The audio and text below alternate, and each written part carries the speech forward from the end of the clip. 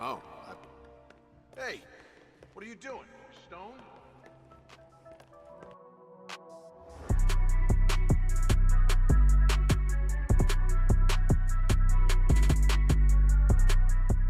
What's happening? It's Droskii Gaming, bringing you another video. Today, we're going to talk about what Hitman Season 1 did right and what it did wrong. Let's get right into it. Now, recently, Hitman was canceled for Season 2 for some reason. I don't really know why.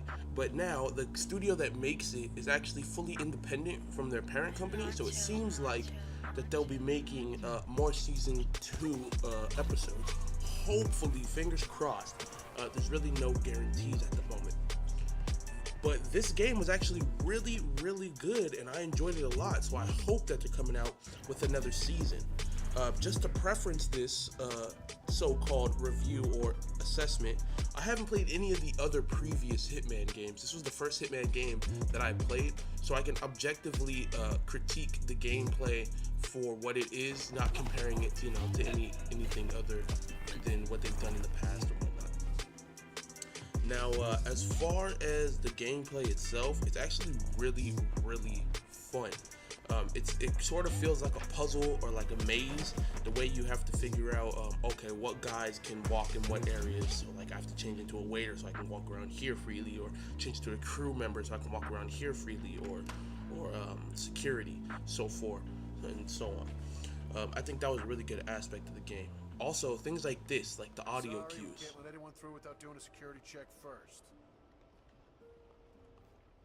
This is just standard procedure. We're all friends here. Hey man, the chef pissed his pants again. I feel like things like this add a little bit of the character to the game, because a lot of the things that people talk about literally add to the story of who you're assassinating and things like that. You get to learn different things about the game, different opportunities that you can use to assassinate people. It's really cool how they incorporated the audio being a really big part of the game. I think this is probably one of the first games in a while that I played without any music bumping in the background, because I actually wanted to hear what the people were saying. All the little audio cues are amazing in this game, but the little tricks of distracting people and getting people's attention, like turning on the radio or making the sink overflow to get people in there, is just really cool. I stashed a gun in that toilet there so I could take out Dalius Margolis, the first target here, plow with the pistol. So yeah, it just gives you so many options and how to execute the targets, is why I think that Paris and Sapienza were received so positively, while some of the other ones like Marrakesh and Thailand seemed a little bit dull. Maybe not as much Thailand, but definitely Marrakesh felt extremely dull and boring. I think I only played Marrakesh like once or twice, didn't even try to get a mastery on it or anything. Here you see me take out Viktor Novikov with the slow motion shot to the head, just like that. Professional. Also, the thing that I really liked in this game were the different ways to get in and out. As you can see here, I end up leaving a totally different way than I came in, to avoid all the security and whatnot. That's going to be on the first floor looking, because they're searching right now. I found this little tube, scoop, slide all the way down to the ground floor, and you can run straight up out of there. This game really, or not even really the game, but the Paris map and the Sapienza map in particular, really give you way more options. It felt like they took their time a lot more on those two maps than they did on the previous ones. And this is when I get into what they did wrong. Kidding. That little shit could have had Ebola for all I know. Holy good Lord Christ. Yeah, just keep a lookout, okay? Please, let me know if now in Sapienza and also in Paris, it looks like they had a lot more time to work on the game, meaning they probably made these two before the game came out, because there's so many things to do.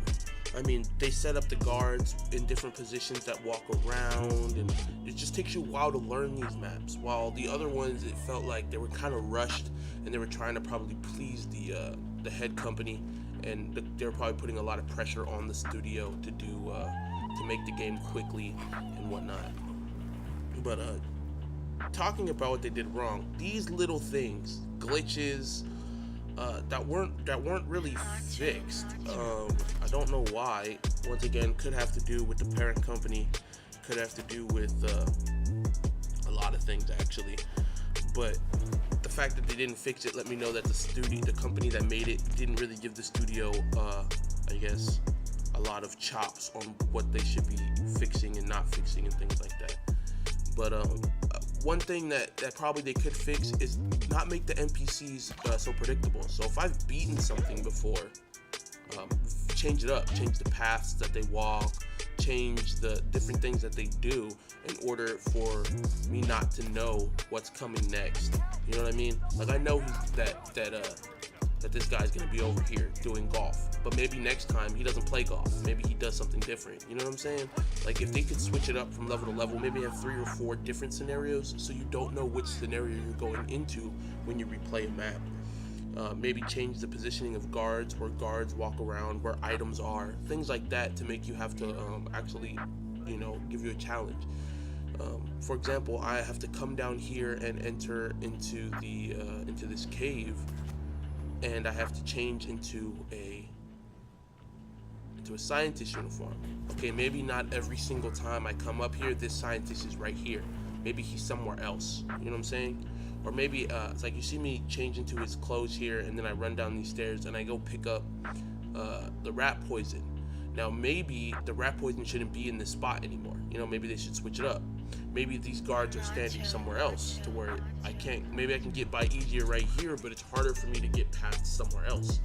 Maybe it was easy for me to get past this part this time, but it would be harder for me to walk past this area the next time. If they added little things like that, I feel like this game would raise the level of difficulty, of course, but it would also be less predictable, and it would increase the life of a game, and maybe even make levels that weren't as popular a little bit more popular, because they have different ways to complete them, but also the enemies have different ways of making it harder for you to succeed in the game. Maybe it's not a rat cage over here this time. Maybe it's something totally different that I've never seen before, and I have to figure out a new way to distract these guys in order to destroy the virus. Things like that really add to the life of the game and the length of the game, because after I've played, you know, once I've destroyed the virus, you can only destroy the virus so many times before you know exactly how to do it. And after that, it just gets kind of boring. So basically what it really just needs is a little bit more variety in how the enemies move, and this could probably be one of my favorite games of all time. Seriously, no doubt. But that's about it. It's been real. It's Droskii Gaming. Please like, comment, and subscribe. It really helps out a lot. I'm really trying to grow my channel. Let's see if we can get 50 likes. Signing out. Peace and much love. It's your boy Droskii Gaming. Check out some of the videos below and subscribe for more content posted daily and weekly. Peace.